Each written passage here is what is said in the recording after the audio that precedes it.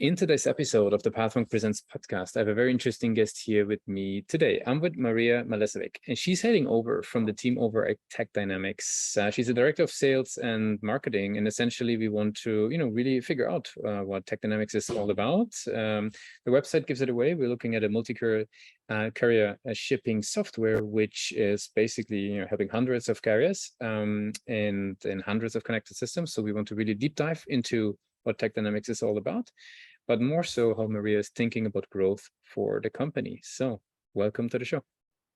Thanks, Lucas. I'm excited to be here. Of course, yeah. So maybe give us a 360 overview. What is Techdinamics all about in your own words? $1 million question. So Techdinamics is a technology group that really has become a one-stop solution for our customers' fulfillment issues. We help companies involved in order fulfillment and shipping to automate their processes through system integration and shipping solutions like TechShip, which is the solution you talked about on our website. To put in perspective a little bit, so imagine you're a brand and you want to start selling t-shirts, maybe on an e-commerce platform like Shopify. You could go to Techdinamics. We would be able to integrate your Shopify to your different warehouses so that automatically the orders are being sent to the warehouse, they're picking, they're packing, they're shipping, and we're updating it, totally eliminating the manual touch points. On the other hand, maybe you're a fulfillment center and maybe you have hundreds of customers and each of them are using different systems, different retailers want to ship really cheap. Maybe they have a lot of different carriers they need, regional requirements. And so a fulfillment center in that instance would partner with us so that we can fully automate it. We'll connect them to their customer systems. They'll be able to ship at a better rate, do all sorts of cool things. So really, we're a one-stop solution for any fulfillment problem. Very clear, very succinct. So what would you say, which types of organization benefit the most? Do they have to have a certain size? Do they have to have a certain volume so that it makes sense to get started with Techdinamics? Not really, because we have different tiers and we offer both services and solutions. So the company that typically would work with us would be fulfillment centers. That's our niche in brands. So think of brands like anything, every time you're shopping online, those brands, we're selling t-shirts. Valor Lashes is a customer, Less Brands, Awake Chocolates, they were on Dragon's Den. But those would be the brands, and they may have started with us when they had really low volume, and now they're maybe shipping thousands of shipments, every week. But we also work with some of the largest warehouses in the world. So quite literally, the biggest warehouses, they would be our clients too. So the great thing about TechShip is we're very attractive in that you can start with us, you can learn with us, but we'll grow with you and take you all the way. That makes a lot of sense. Now, who would you say within the organizations is typically the individual that is, saying that they need to have Techdinamics or TechShip, for example, in their business? Is that like a head of operations? Is that like does it come from the finance side? Does it come from the C-level? Like who is typically the champion? We deal with a lot of C-suite. So especially on the brand side, it's typically the owner of the brand, the founder of the brand. With the warehouses, it could be the ops with the director of IT, and it always ends up, if they're doing some sort of a shipping solution, we might end up in the C-suite. So again, it gets a little confusing because we have services and a shipping solution, but a mixture of C-suite or like a director level of IT or operations. That makes sense. Now, how would you say do they actually learn about you guys? Like what are typically the channels that they walk through in order to get started? We had a quick chat prior to the call on that, but maybe lay that down for the listeners. Yeah. So traditionally, just to take a step back, what's really interesting about our company is our roots are really 25 years old. The founders of the company, their experience, actually Edward, our CTO, CEO, his whole business was working with the big boys, the Fortune 100, Fortune 500 companies, and he developed really sophisticated technology for them. And then about 6-ish years ago, he met Reg Adams, who's one of our founders. He's sort of the guru in logistics, and they got together and said, oh my God, what we're doing for these big boys, we can give to anyone, all of our customers in fulfillment, right? The brands, the retailers, the fulfillment centers, and we can give them tools to compete with Amazon. And so when we started about 6 years ago, there was less than 5 of us. I was actually part of that small team, and now we're at 80 plus employees. So you ask, how are we getting it? It started a little bit as, Reg had some contacts. There was a lot of cold calling, but it's been referrals. So all of the businesses kind of come through different referrals. You get a warehouse, they could have 50 customers, they could have 100 customers. They just naturally end up bringing you to all their customers, and those customers bring you to new warehouses. So traditionally, that's been the case. Funny enough, we never really focused on the sales and marketing side. We were very small and successful. And now with my new role, we're sort of taking a step back and looking at that. So for the first time, we will be building initiatives to try and attract customers to us. Gotcha. That makes a lot of sense. Now, tell me a little bit about the website. Like, what role does the website play, right? If there's referrals happening, if there's sales happening, how do you as a marketer think about the website?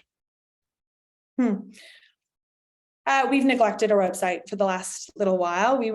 Even though our technology is old, we were kind of a startup. So we didn't really do a great, we haven't done great at really representing who we are. We explain how we do it, but not who we are. So we've definitely received some leads coming through the website naturally, but the truth is we're going to reinvent that. So we are doing a total marketing initiative to change the verbiage on the website, really understand who we are, represent that better. And I'm sure actually with Pathmark, this is something you guys can help us with, but where we do want to go is we want to start pushing ads for the first time to this rebranded website and start attracting business that way. Makes a lot of sense. Now, is there anything that you feel sort of, will be important for the website as you guys move along? Is there any things that you already envision that you think will definitely need to be there moving down the line? Yeah.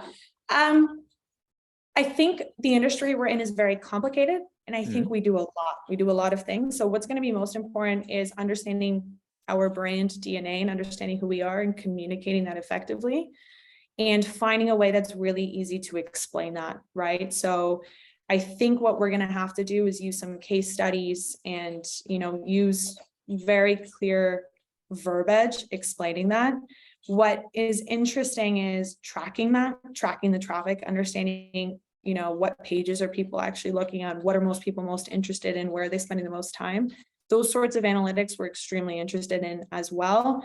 And, like a website chat, being able to automatically communicate with someone at that time. So I would say it's a mixture of, again, I keep saying this, but it's a rebrand, really explaining who we are, making that clear, and then running different analytics to see how people are actually interacting with the site. Yep.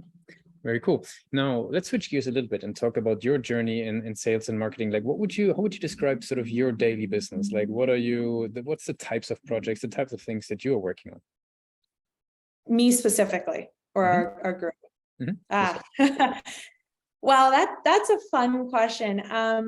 We have been in a growth period. So where, if I go back a few months, it was sort of, what are our pain points? What are we trying to do? What are our goals? And so what I have kind of looked at is, what are we known for, right? And one of the things is, first of all, technology that no one can compete with, and really good customer service. And so I thought, okay, if we're going to expand our customer base, we can't lose that. We can't be so bogged down with sales that we're not able to focus on development or customer service. So the beginning of my role was a lot of trying to find the right people, which is hard. It's really hard because you need to fit with the team and everything else. So we added new roles. We hired some new account executives. We added a new position called a customer success manager, who we feel will give added support to our customers. We added an SDR role for the first time, so they'll actually find us leads. We found a solutions architect, which is a technical lead. So it started with expanding the team and creating brand new roles that didn't exist before. And from there, it really came down to understanding, again, like, who are we as a company, explaining that initiative to the team, and training them. So there was a lot of role plays. People didn't love that at first, but now they love it. And now it's strategizing. They've kind of done their training. They're able to go out, what's next. And for me, it's the marketing push. So it's getting our websites in check. It's reaching out to different partners and letting them know who we're about, so we can start getting funneling leads that way. Day to day is sort of everything, if I'm honest. It's a lot of customer calls. It's a lot of internal updates, and just trying to get all of us ready for next year, January. Very cool. I got some rapid fire questions to wrap it up for today as we're moving slowly towards the end of the interview. Are you ready for those? Ready. What's the last book that you read? Get to Aha by Andy Cunningham, I think. Mhm. What's the one single thing that your company is focused on the most at the moment? Shipping, getting better shipper rates for our customers. Mhm. If there would be no boundaries in technology, what would be the one thing that you would fix for your role today? Whoa, I don't know, that's a rapid fire question. If there was no boundaries in technology, how would I Depends on fix the my speed role? of the answer. I would create many more myself. I would find a way to have more time. What's the last thing that kept you awake at night about the company?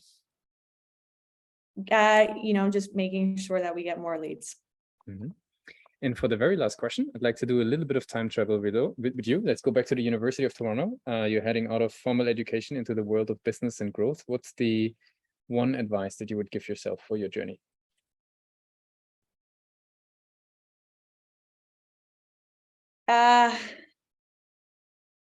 Just do it. Trust your instincts and do it. Awesome. Very cool. Maria, I really appreciate you took the time with us today to be a guest on Pathwing Presents. I want to give you the very last word. If people would be forgetting all that we discussed about Techdinamics, what's the one thing that people should remember? Techdinamics is a partner more than just a solution. And if you are in fulfillment, you're a brand, a retailer, fulfillment center, we really will be your one-stop shop. So whether it's the integrations or shipping, you got a partner in us. Thanks a lot for being a guest on Pathwing Presents. Thanks, Lucas.